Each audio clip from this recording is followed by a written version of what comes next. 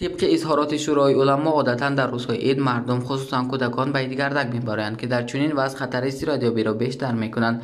شورای علمای تاجیکستان در مراجعت نامه با نظرداشت وضع اپیدمیولوژی از بزرگان خردسالان کشور دعوت کرده است که در روز عید قربان از عیدگردک خودداری کنند.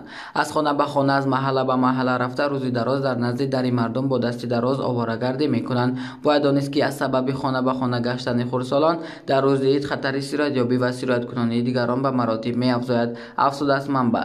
گروه دیگری طلبگان به خانه ها آمده مجبورا آیت میخوانند، حالا که خود سواد دینی ندارند و حتی سوره فاتحه را غلط میخوانند. افسوس است شورای علما.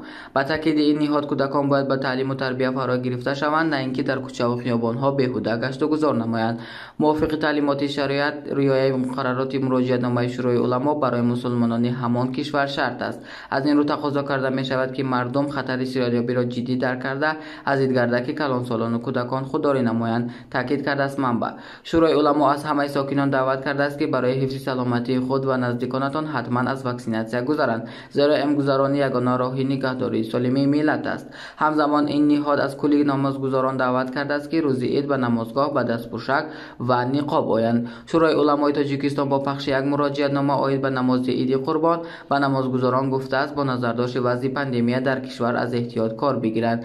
این نهاد به نمازگزاران گفته است با مسئله رعایت قاعده‌های بهداشت، مسافه اجتماعی، استفاده محلول‌های آنتیسپتیک و پوشیدن نقاب توجه جدی ظاهر نمایند. شخصان پیرانسال که گروه آسیب‌پذیر محسوب می‌یابند، اینچنین آنهایی که بیماری‌های مزمن دارند باید قطعاً به مسجد نآیند و نمازهای خود را در خانه ادا نمایند. شخصان سالم نیز باید کوشش کنند که خود و اهل خانواده‌هایشان را تحت خطر استیرادیابی قرار ندهند و تا به احتمال آمدن وضعیت ضمنی به مسجد آمدن از احتیاط کار بگیرند. آمده است در مراجعت نامه.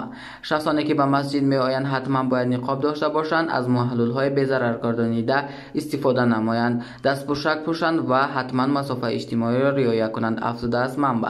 از خادمان مسجد باشد تقاضا شده است که برای تأمین محیطی بی‌ضرر تمامی چراهای ضروری را اندیشیده رعایت آن را از جانب نمازگزاران قاطعانه طلب نمایند. در اظهارات گفته می شود که بر اساس تحلیل‌ها در بعضی مسجدها قاعده‌های بهداشتی سلامتی به طور لازمی رعایت نمی‌کردند و از این سبب حالت‌های استیرادیابی به مراتب می‌افزاید.